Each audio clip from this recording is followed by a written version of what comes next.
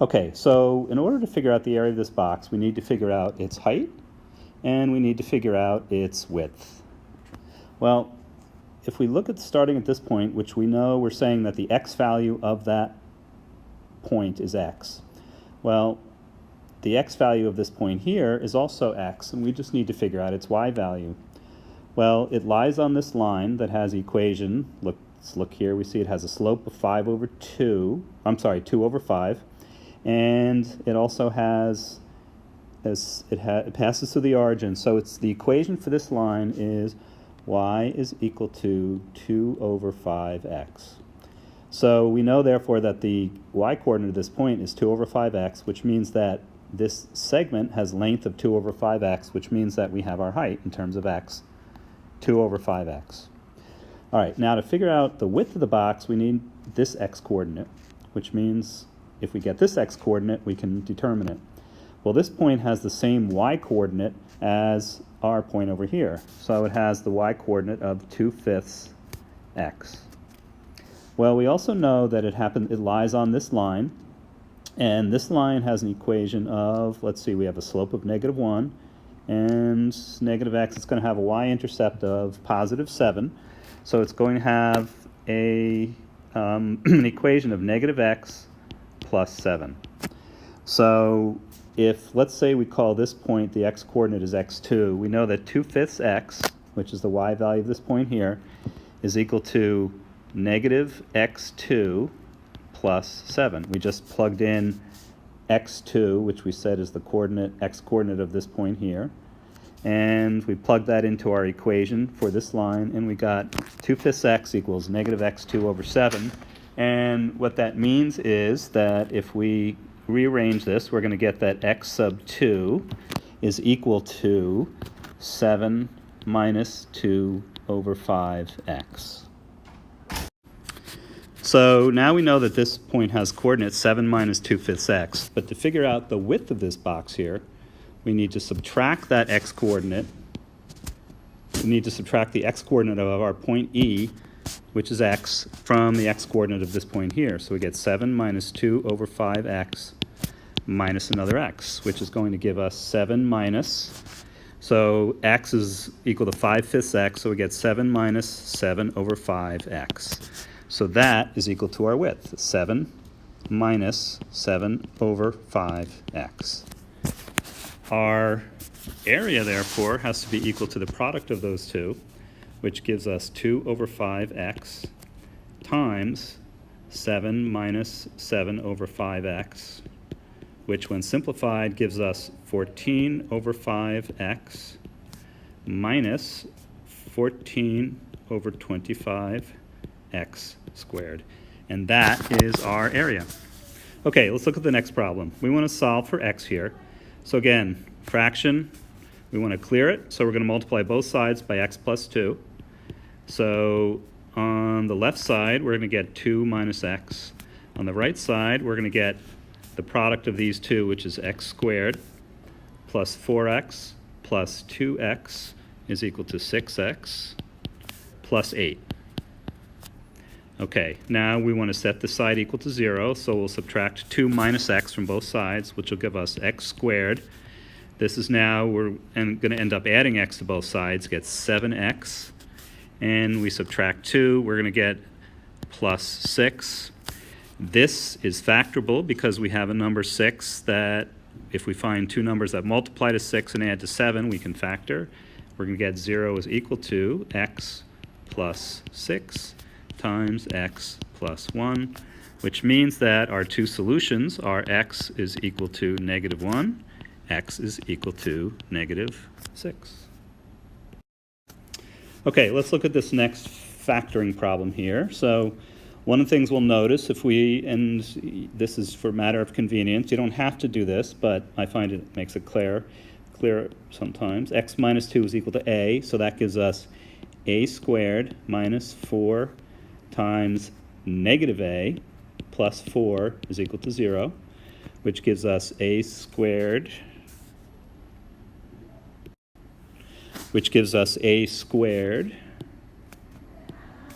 plus 4a plus 4 is equal to 0, which factors to a minus or plus 2 squared is equal to 0.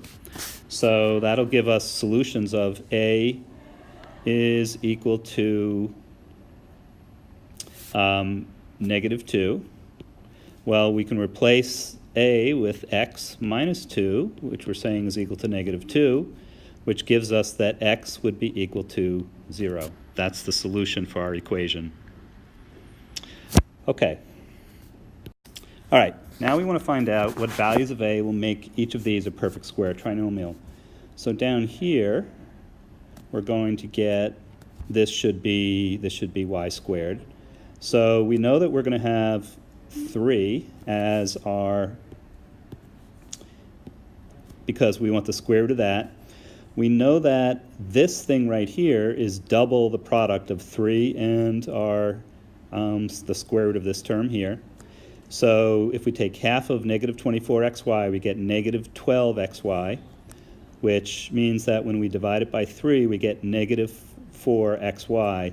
Or in other words, when this thing is squared, we're going to get 16x squared y squared minus 24, and let's get this out of the way, minus 24 xy plus 9, and that's going to give us a perfect square trinomial that factors to 4xy plus 3 squared. Okay, over here, let's take a look at this. We have a showing up in 2 places. So we know that this is going to end up, we know we're going to end up here with plus 4. And the question is, what are we going to have in the beginning here? Well, we know that 5a has to be a perfect square. So either a is itself a perfect square or a has to be equal to 5. We also know that 8a is equal to double the product of 16, or the square root of 16, and the square root of this term here. So we take half of 8a, which is 4a, and that's going to be equal to 4 times whatever the square root of this thing is here, which means that when we divide both sides, that a is going to have to be equal to 5. So we're going to get that 5a plus 4 squared is our factored version of this, and 25a squared plus, in this case, plus 16 plus 4 times 5a doubled is 40a. Okay, so a ends up having to be 5. So 8 times 5 gives us 40, and 5 times 5 gives us 25. All right, so that's done. So let's start factoring here. Okay, so we have AC plus 2B minus A minus 2BC. Well, that arrangement doesn't work, so let's rearrange it to AC minus A plus 2B minus 2BC. And now factoring by grouping, we're going to get A times C minus 1 plus B, or 2B, times 1 minus C. And when we reverse that, we're going to get A times C minus 1 minus 2B times C minus 1, which is going to lead finally to a factorization of A minus 2B times C minus 1. Okay, next factorization we have 4x cubed minus 12x squared minus 9x plus 27.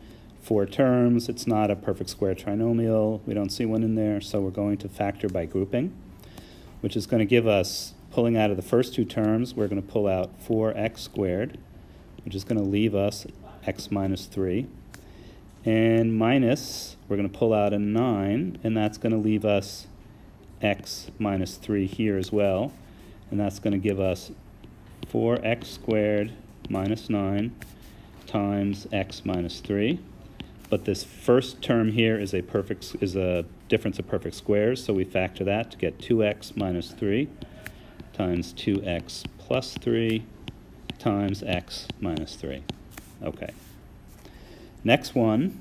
Okay, we again have 4 terms, but here we have 2 terms with x and 1 with a y, and we do in fact have a perfect square trinomial of x squared minus 6x plus 9, and then minus y squared. So we're going to get x minus 3 squared minus y squared gives us difference of perfect squares. So we're going to factor 2x minus 3 minus y times x minus 3 plus y. Okay, so now there's this challenge problem, which actually is similar to the previous problem, except for one thing. So if we rearrange this, we're going to get x squared plus 8x, and then over here we'll have minus y squared, and we're going to put this in parentheses. So this is minus 4y. This 12 we can break up into a positive 16 and what turns out to be a negative 4. So what we now have are two perfect square trinomials, which gives us x plus 4 squared minus y minus 2 squared. And that gives us x plus 4 plus y minus 2 times x plus 4 minus y minus 2. So x plus 4 plus y minus 2 gives us x plus y plus 2 times x minus y, and then we have 4 minus a negative 2, which would give us then plus 6. There. Okay.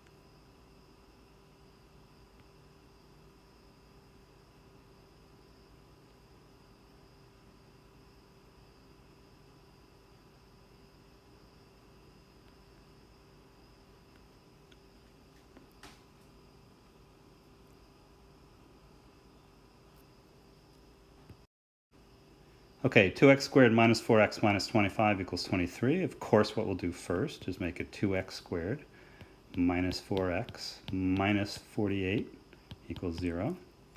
We can divide both sides by 2 to get x squared minus 2x minus 24 is equal to 0. This is a sums and products factorization, which is going to give us x minus 6 times x plus 4 equals 0.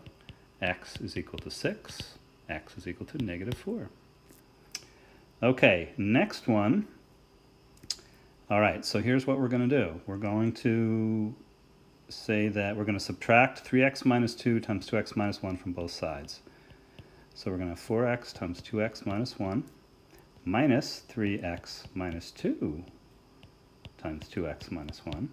We're going to factor out that 2x minus 1, which will give us 2x minus 1 times 4x minus 3x minus 2.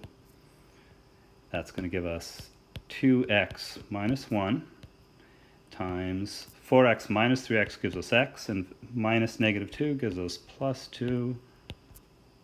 Voila. And that is all equal to 0.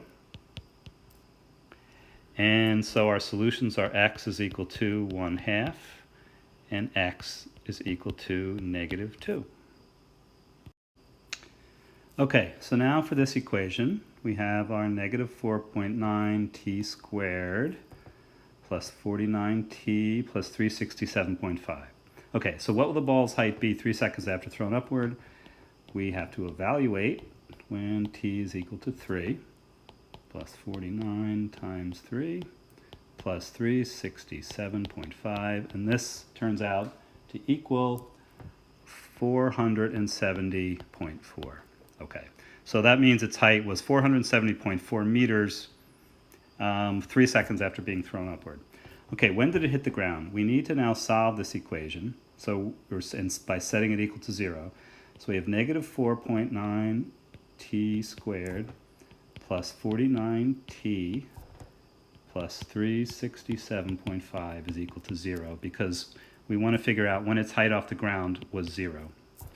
So we can factor out of this, and this problem was set up specifically to do that. Negative 4.9, and what's left inside is t squared minus 10t, and then when we divide here, we get plus, or rather, I'm sorry, another minus. What do we get here? 367.5. Okay, this will be, what do we have here? 75. Is that right? Yes. Okay.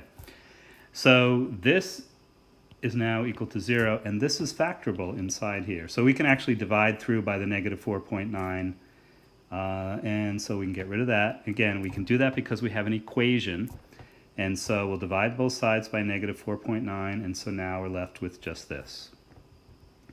Okay, this can be factored into t minus 15 times t plus 5, which means that the ball will hit the beyond at a height of 0 at t is equal to negative 5 seconds, which we will discount because negative 5 seconds does not make sense in this problem.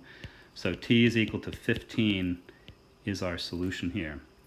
Okay, when will the ball reach a height of 367.5 meters on the way down? Okay, now we're setting this equation equal to not 0, but 367.5, and we get negative 4.9 t squared plus 49t plus 367.5. So in other words, when does it reach the height at which it was when it was first thrown upwards?